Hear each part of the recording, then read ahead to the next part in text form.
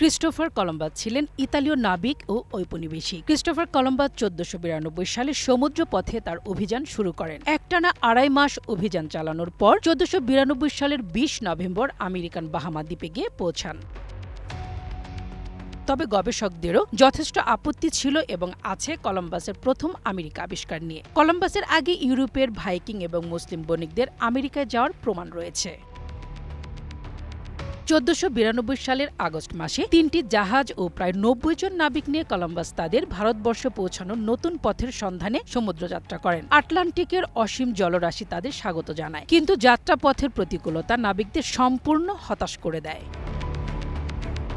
চারিদিকে শুধু পানি আর পানি, কোথাও স্থলভাগের চিহ্ন পর্যন্ত নেই। যাত্রার ২ মাস পর অক্টোবর মাসে সমুদ্র ঘুরে ঘুরেও কোনো ডাঙা দেখতে না পাওয়ায় নাবিকরা বিদ্রোহ করে বসে। কলম্বাস নাবিকদের কথা দিলেন ২-১ দিনের মধ্যে ডাঙার দেখা না গেলে তিনি ফিরে যাবেন।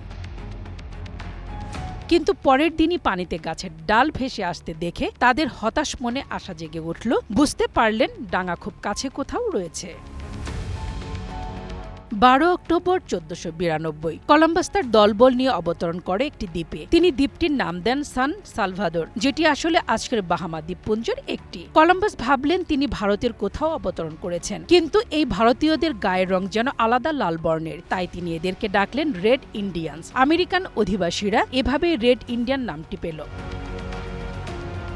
দ্বীপের অধিবাসীরা নাবিকদের বেশ সম্মান জানালো। কলম্বাস তার ডায়েরিতে লিখেছিলেন, দ্বীপের অধিবাসীদের কোনো ধর্ম নেই বলে মনে হচ্ছে, তাই তাদের খুব সহজেই খ্রিস্টান করে নেওয়া যাবে। কলম্বাস তখন সেখানকার বিভিন্ন দ্রব্যাদি ও রেড ইন্ডিয়ানদের নিয়ে স্পেনে পৌঁছালেন। তখন রাজা ফার্দিনান্দ ও রানী ইসাবেলা তাদের আনন্দচিত্তে বরণ করলেন। এভাবেই ইউরোপের সাথে পশ্চিমের আরেকটি মহাদেশ আমেরিকার যোগসূত্র স্থাপিত হল।